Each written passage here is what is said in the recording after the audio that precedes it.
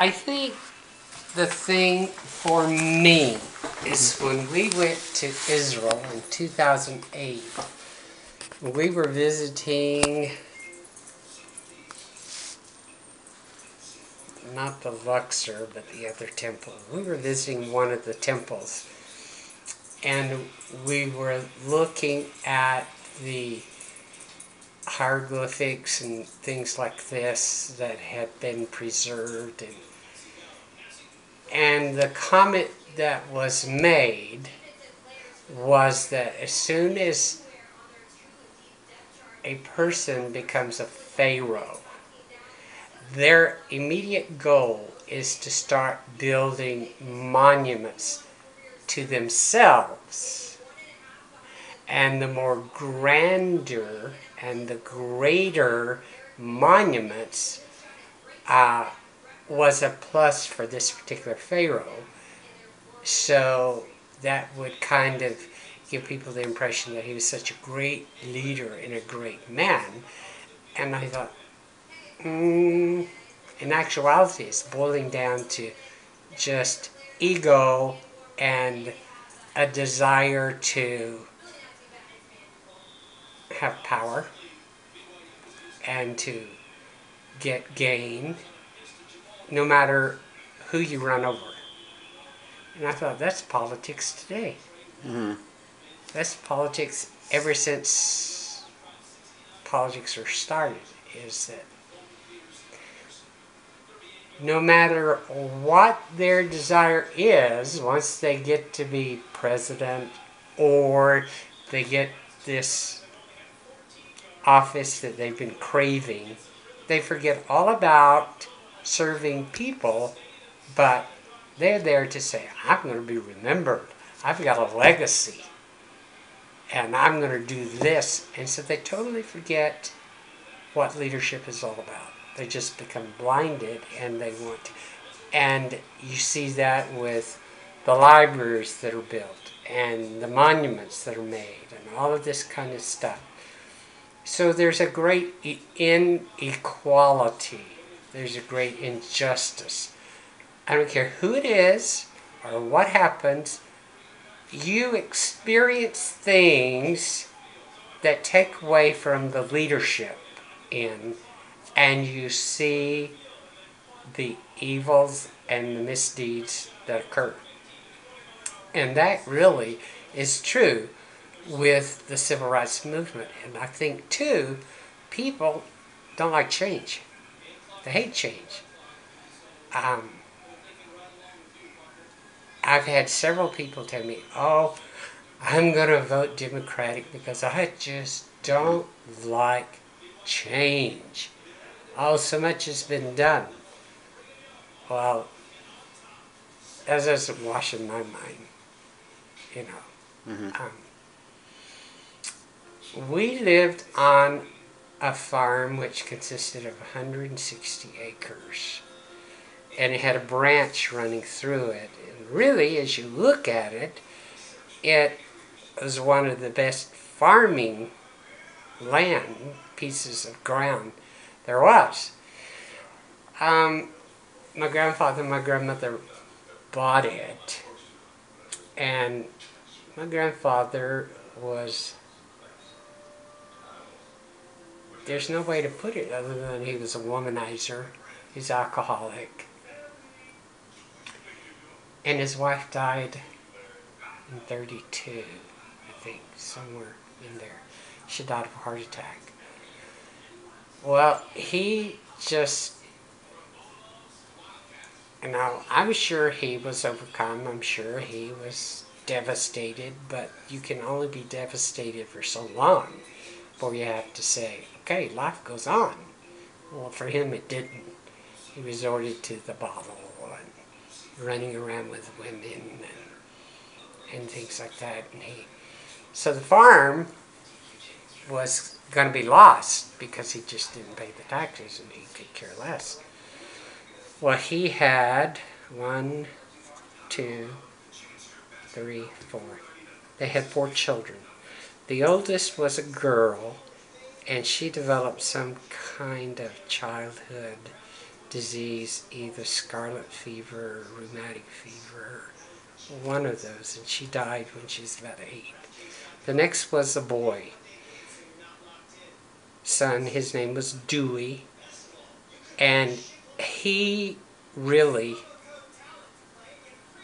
had no desire to do anything. He took more after my grandpa, than anyone else. He was an alcoholic. He had no desire to farm or anything like that, and so he put forth no effort. So my dad took over and paid the taxes and started farming. Then about 1936, 37, my mother and father had 4 kids. They were expecting their 5th. And then Uncle Dewey had a son that was in high school, and he wanted land. He wanted to be the kingpin in FFA.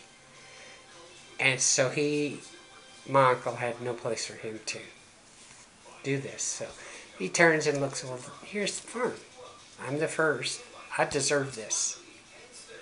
So grandfather being a Mason, Uncle Dewey being a Mason, the sheriff being a Mason, grandfather and Uncle Dewey went to him and pressured him into having my dad arrested. So he was arrested and put in jail, and that wasn't enough. They wanted him committed. They wanted him to be declared incompetent. So they conspired with the sheriff to have him placed in a mental institution, which they did. He was placed in a mental institution, and so that wasn't enough.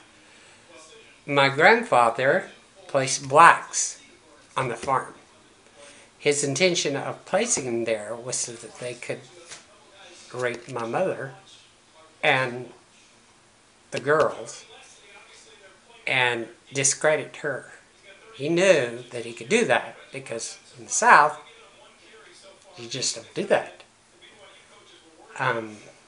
So my mother, being feisty and what have you, she wrote a letter, and she wouldn't just put it in the mailbox. She had my oldest brother meet the mailman and mail it to make sure it got to her brothers that were in Central Florida, which was at that time Okeechobee.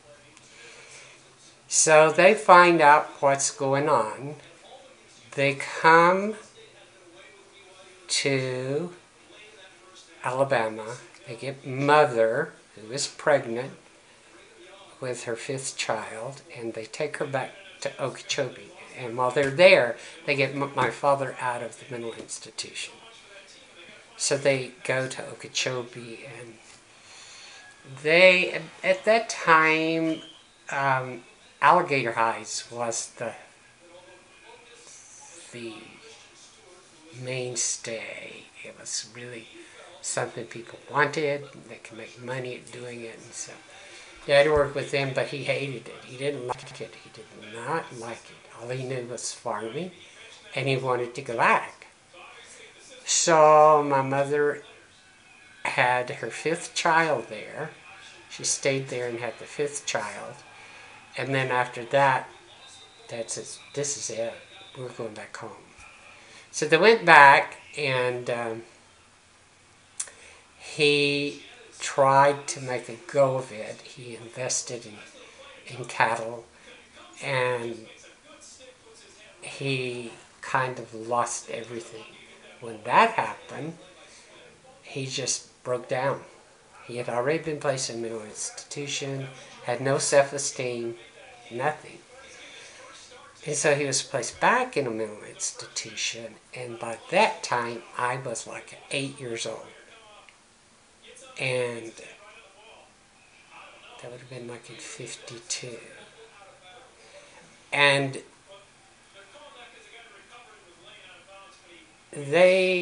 back then, the only thing they knew about treating mental illness was the electric shocks. So he went through a series of those, and electrical shocks didn't do anything but fry your brain, you know. So he went through 8 of those. And he came back out, and he really tried to make a go of it again, and he invested some money in cattle again. The market in cattle dropped, and again he lost everything. And he just fell to pieces. So my brother thought, okay, this is like 54. We'll take him and we'll move them to Florida. So the whole family leaves the farm in 54, and we moved to Florida. Well, none of us wanted to go. By then, my sister that was born in Okeechobee, she was a senior in high school. She didn't want to go. My other sister was like a sophomore. She didn't want to go. Well, you know, what do you do when you've been hoeing cotton, chopping cotton, picking cotton, you know, even at 8 years of age, you're supposed to be expected to pick cotton. In 1954, we moved to Central Florida, Palatka. And Palatka was a pulp mill town. The only industry there was this pulp mill. It's called Hudson Pulp and Paper Mill, and so on and so forth. So we moved there, and Dad just could not adjust. It just was really difficult on him, and there just wasn't any adjustment for him. So he was placed back in the mental hospital, this time by the family, and he stayed there, and by this time I was 11. And so from the time I was 11 until he died, he was in the mental institution. So, and of course, Mother trying to protect us, and oh, you can't tell anybody because everybody will think you're crazy. They'll think you're, you know. And so I grew up thinking I was dumb, stupid, and crazy. So I kind of grew up under the same self-esteem as my father, you know. So it was very difficult. However, in the area that we lived was a very beautiful neighborhood. We had doctors who lived on the same street. We had well-to-do people. It was just a really good middle income to upper income family. And like north of us, up the street, oh, about 6 or 7 blocks, was a black town. Okay. And so, of course, it was totally segregated. But I can remember going to high school when I was like in the 11th grade. I have an American history teacher, and she says, oh, the day will come when there will be integration, and thank God I will not be around to see that, because by then I will be retired. And so people were not excited to embrace that change for various reasons. You look at some of the kids that were in my class, you know, they were just behavioral problems, and then you just had to endure them. As far as, you know, you had to endure them, the teachers had to endure them, they didn't dare. Anyway, the people, in short, were not ready for a change. They were not looking for a change. And having grown up with blacks and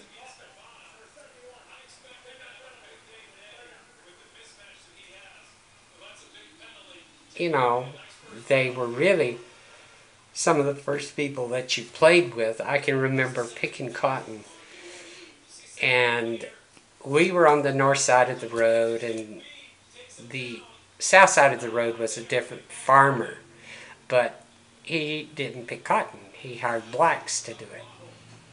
And you could be out there picking, and you could hear this deep baritone bass voices singing, and they were gorgeous. Oh, their singing was just really immaculate. They were just incredible.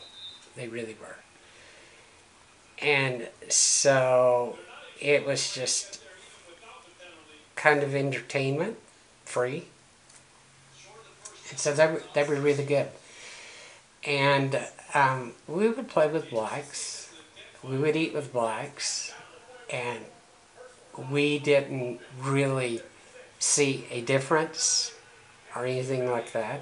It's just that socially, we didn't socialize. We just didn't. And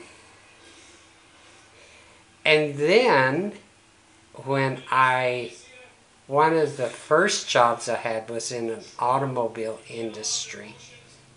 I was in the parts department, and we had a black man who was the delivery man. And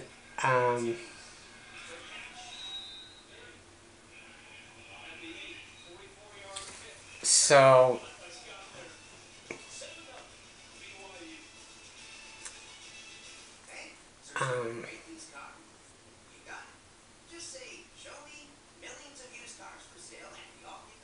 when you had time to chat or talk, like first thing in the morning, you'd open up, and Lou, his name was Lewis, but we called him Lou,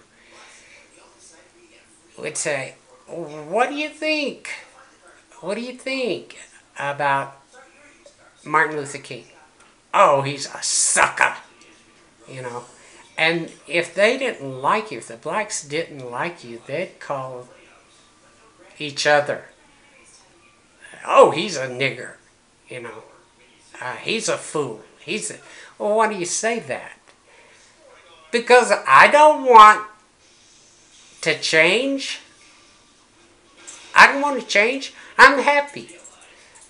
And you look at his lifestyle. He wasn't married. He was living with a woman who had one of his children. She was pregnant with the second one. And then he went to Atmore. Well, Atmore was not that far away. And he found another girl. Well, he became enamored with her. And he got her pregnant. Well, when this one here found out that she was pregnant, she gets upset, and she just takes him to task and what have you. And so I said, "Lewis, why?" You know, "Well, why? What's the purpose?" "Oh, you know," he says, "we like to see how many we can conquer." And I said, "Is this right? Is this accepted?" So, "Well, who cares, you know?" And this one, "How's this one going to take care of this one? And this one, who you're not married to, she's going to have two." "I know, but there's always the government." And I said, "But is that right? Is that right? Are you going to have the government pay?"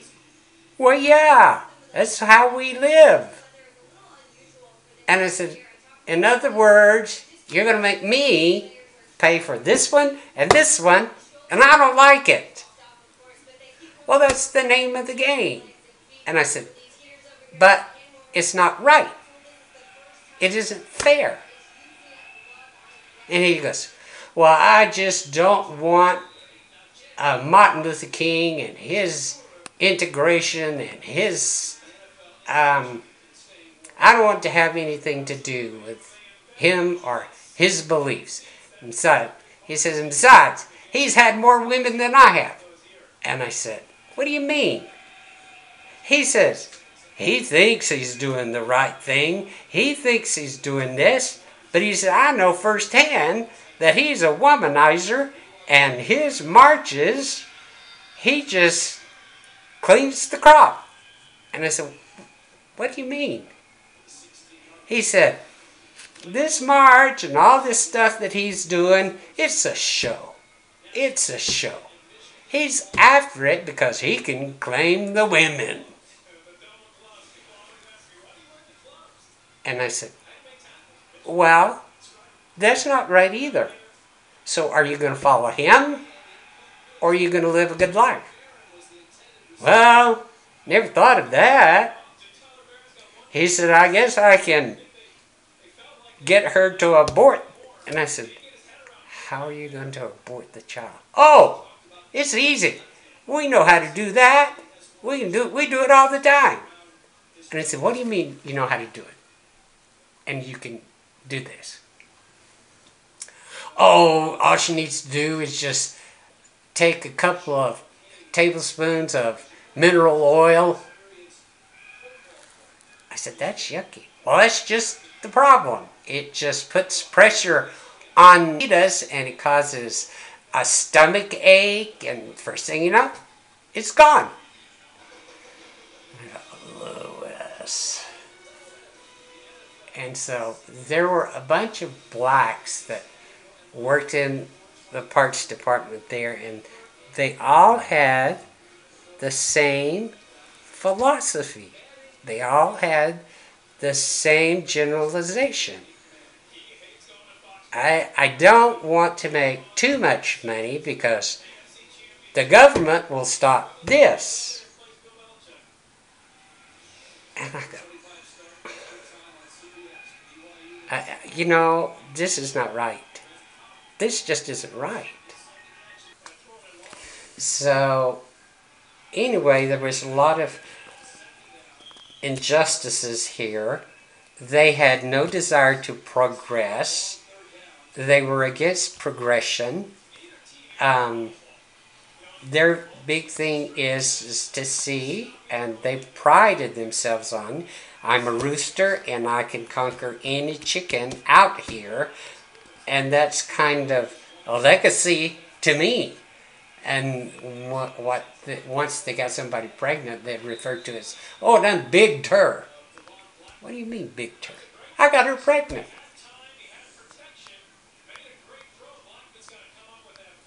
Do you know what you're doing? Yeah, I feel good about it. You do?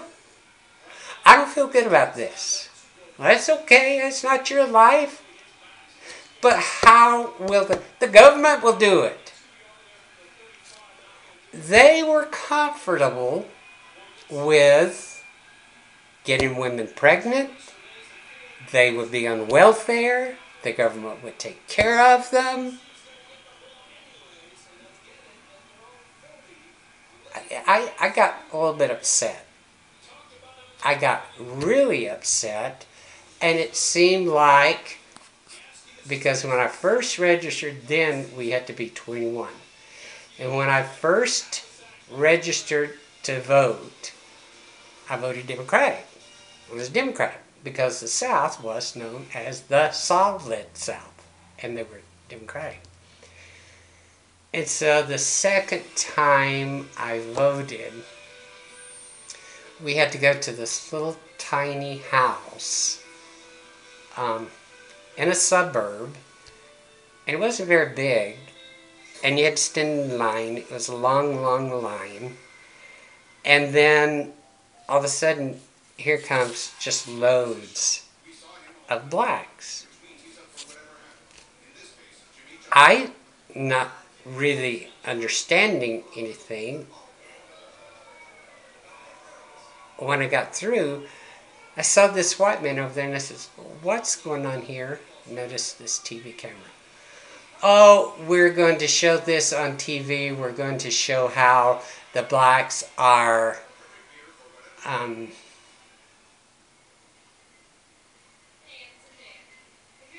prejudiced against, how they are not allowed to have the same freedom that you do. And I said, okay, but take into consideration how many of these people are literate.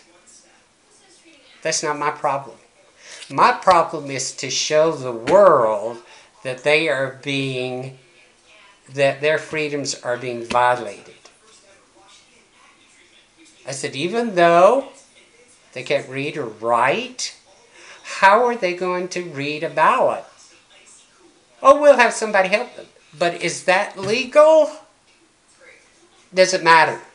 My job is to show the world that their rights are being violated.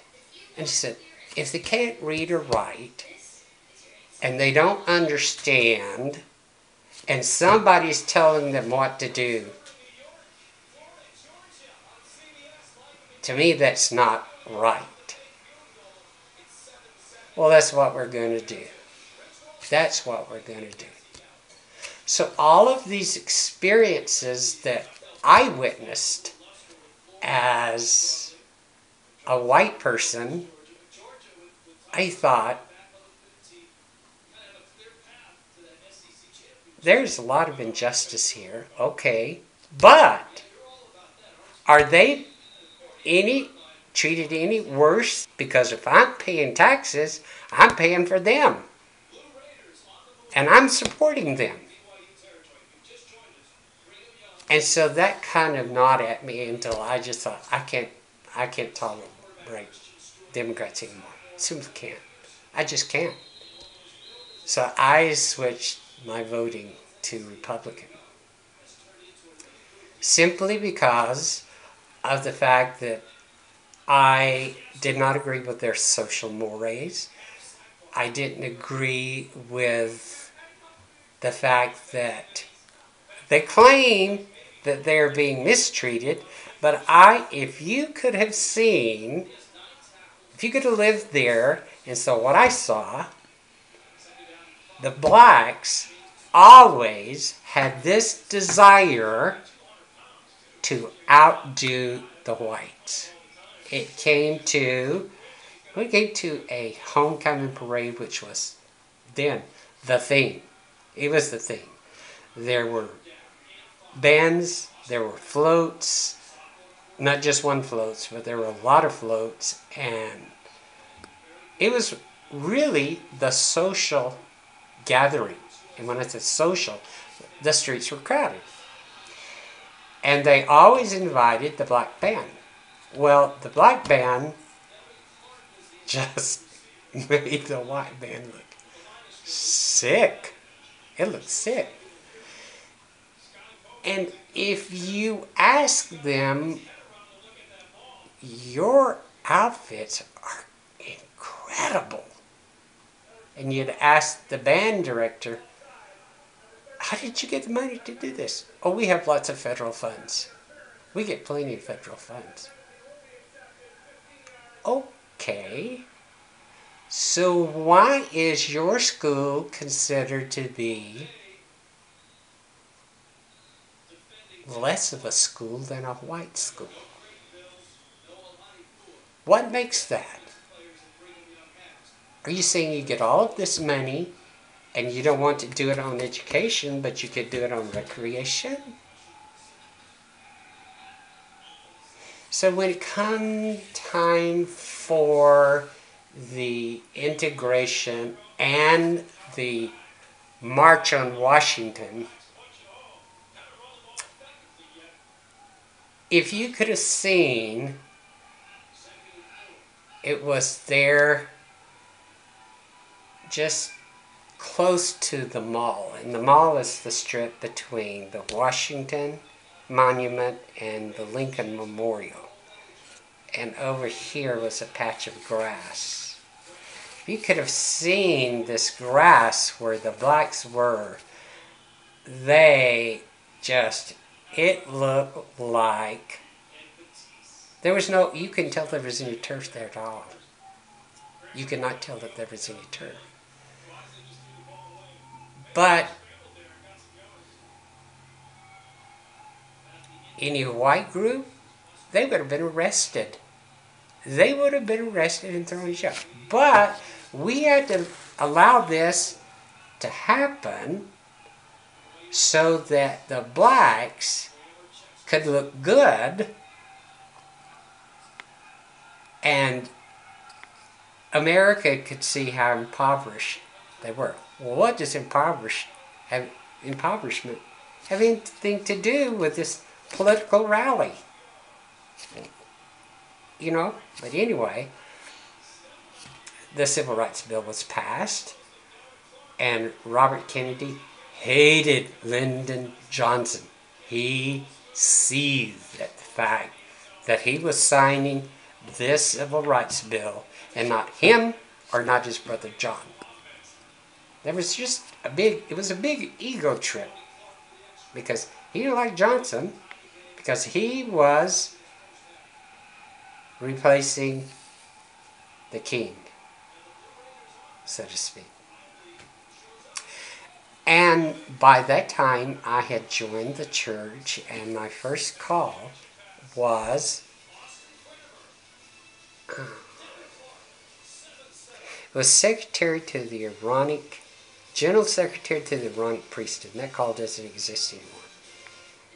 So when I asked the bishop, I said, okay, what are my responsibilities? And he said, your responsibility is to support the Aaronic youth, young men and young women, and to see that they are progressing in the priesthood and with the young women. And he said, one of the things that you'll want to do is you'll want to support the early seminary teacher, and you should make sure that these Aaronic youth have a ride to early morning seminary.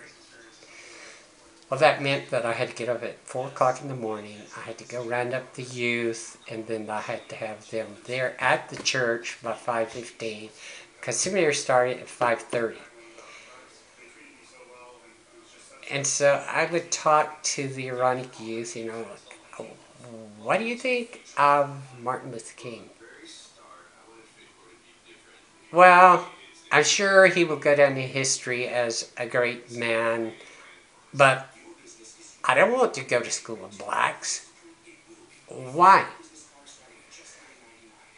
Well, you know, how do I know where I'm going to be sent to school? Because they're going to mix us up, which means that we all can't go to the same school. And I don't want to be known for having to go to Booker T. Washington School. Well, one of the black schools was Booker T. Washington. Another one was Woodham, which is a black school.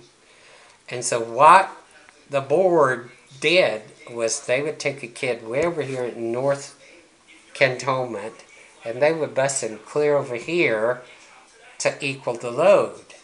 And these kids, some of them were seniors, and they had got accustomed to Tate, but yet they had to go over here just to equal the load, to equal it out.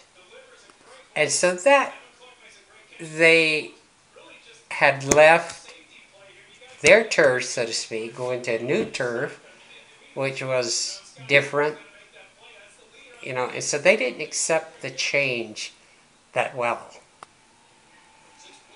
But then, that's politics. That's politics. That's the government for you. So the government kind of has a way of uprooting you, and is not going to be, do you agree with this? Do you approve of this? It's, we're going to do it. I don't care how you think, or what you think, or how you feel. We're going to do it. It's just like Obama. I'm going to do this. And Nancy Pelosi, oh, we got to pass the Obamacare, or the Affordable Care Act. We don't know. I haven't read it. We don't know what's... We got to pass it so we can find out what's in it. What a nightmare. How inconvenient. That's totally injustice. You know? It's just... But that's the government for you. That is the government for you. And, yeah, I think that we're getting close to the time where the Constitution is hanging by a thread, you know. And I don't see anybody out there on the horizon that can save it, you know. And you have to consider the fact, too, that all of these blacks were getting welfare. Well, could I say, I hate you because you're on welfare? I grew up on welfare. I grew up on welfare. And as long as my dad lived, he would never have taken a handout. But where was he? He was here in a mental institution. He had no say. He didn't. And here was my mother with 5 kids to raise. And she expected us, as soon as you can, and as soon as you're old enough, you get a job. And you work. And you help. You do your load. But in the meantime, I've got to help somewhere.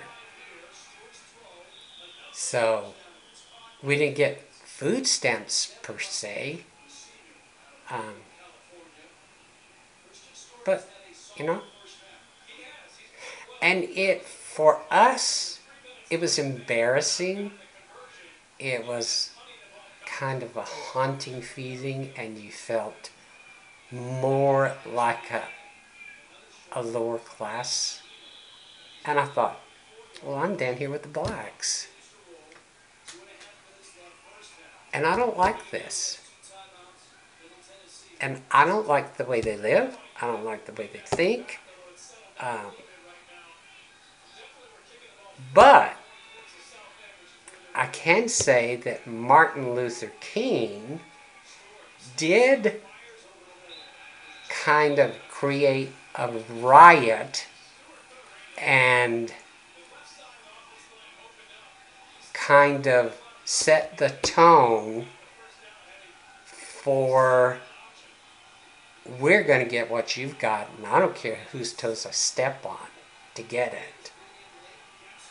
We're going to have it. And I think, where's the justice? Where's the equality?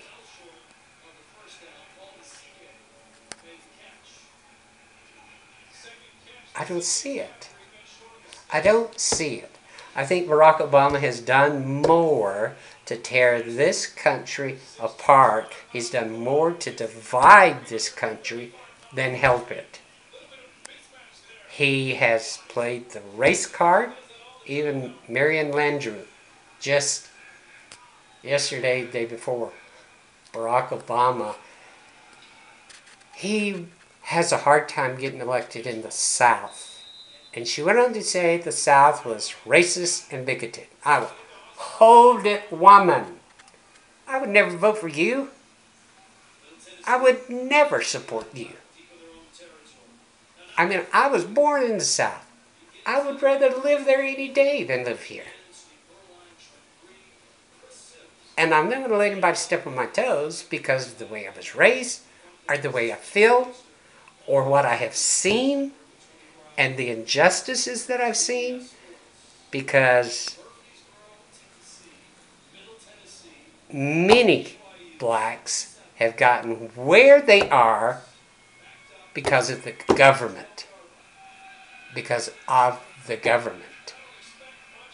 I remember in 2000, they were really pressuring us, the government, and the district, that all teachers be certified in multicultural education. Which means that we had to make sure all the students gets exposed to all of these cultures, and we could not discriminate. That was the big thing. You can't discriminate. So they bring in this one man, who, by the way, he is a convert to the LDS Church. He's black. But his mother was a single mother, and he talked about how hard she worked, and she was going to see to it that he got the top education. And so, of course, my hand goes up. And I said, what do you mean by that? She didn't like public schools. So what did that mean for you? My mother put me in a top Catholic school. How did she pay for it? She didn't pay for it. What do you mean she didn't pay for it? The government supported me. And I said, I cannot see you are being discriminated against. I'm a welfare kid. My mother was a single mother. I didn't have all of the things that you had. And you can't tell me that you're being discriminated against. I don't buy that. I don't buy that. And I don't feel bad about how I feel and what I'm saying. And so we'd have a break and he'd come back and he said, now we are, is it okay with you, Coy? I said, I can tolerate anybody. And I can also be taught to hate anyone if you cross me. So don't bother me. I don't want to hear how you have been discriminated about and how the whites are prejudiced against you and how we are bigots. Because I'm not a bigot. I'm not a racist. I said, you got more out of life than I did. So let's don't go there.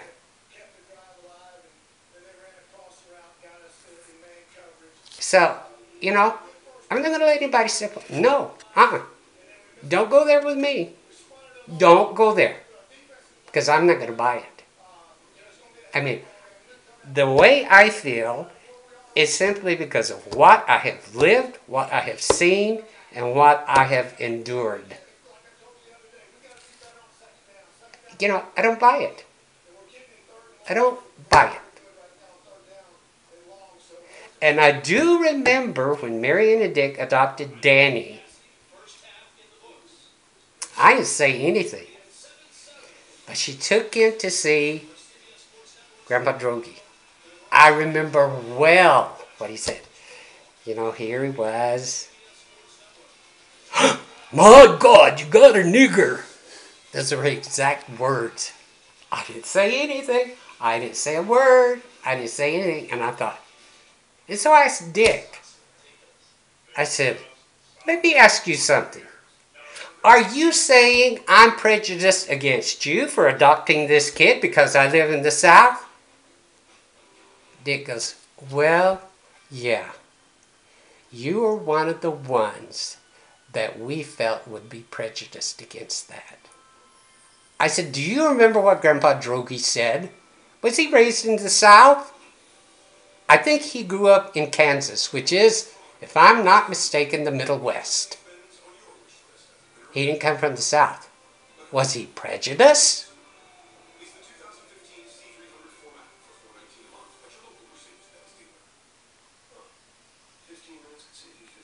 Well, I don't know, but we didn't appreciate that.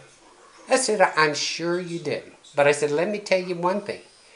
If I had the money and I had the job that you had, I would be wanting to do the same thing that you're doing.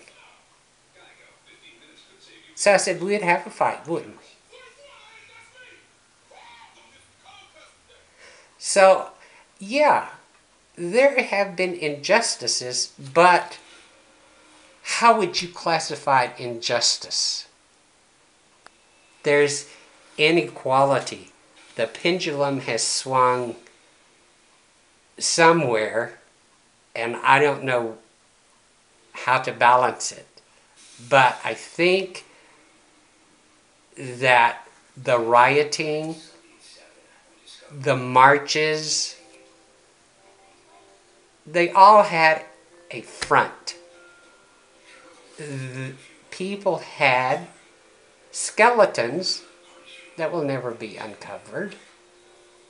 But I can't really say they're great people. I really can't look at them and say, I admire you, because you did something I consider wonderful.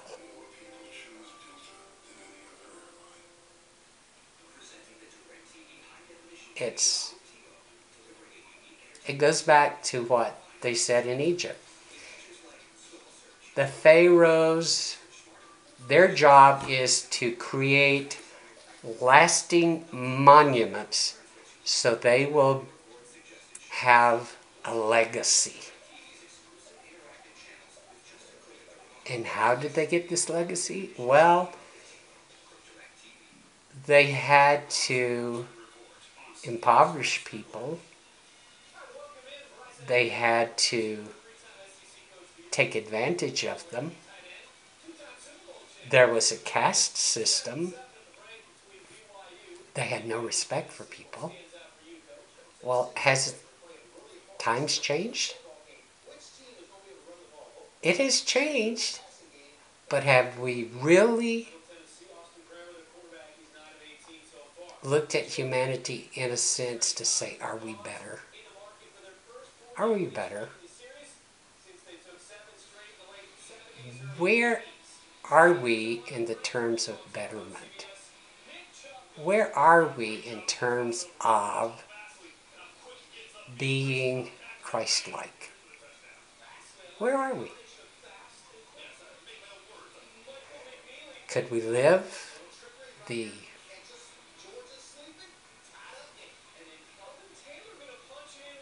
law? Could we live the united order? I think there are those who could. But I also think that there are those there who would rip it apart and tear it apart. But then again, we haven't been asked to do that, even though we're being prepared for it. And we should. We are in a sense that we need to take care of our family and make sure that they're okay. So, where are we when it comes to the united order? Where are we when it comes to living Christ-like?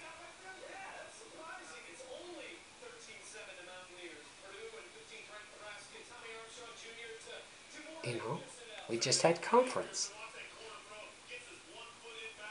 A lot was said about the gays. A lot. But it was to be Christ-like and that we are a church that accepts people even though they disagree with us. We are supposed to be agreeable. So, are we working on that? How are we doing? You know? Mm-hmm. I don't know. That's a test for us. It's a test for us.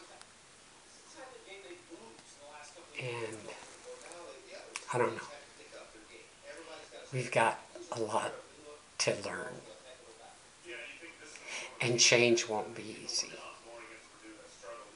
So it all comes down to change. Are we ready to change? Are we ready to move forward? I don't know. I don't know. You look at society, and the society is in a mess. We're in a mess.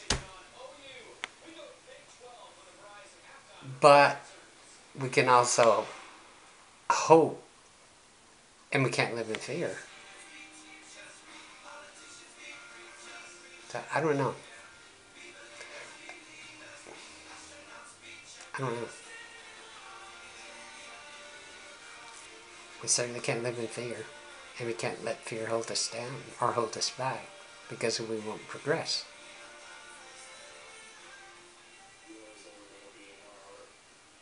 I don't have an answer. I don't have an answer.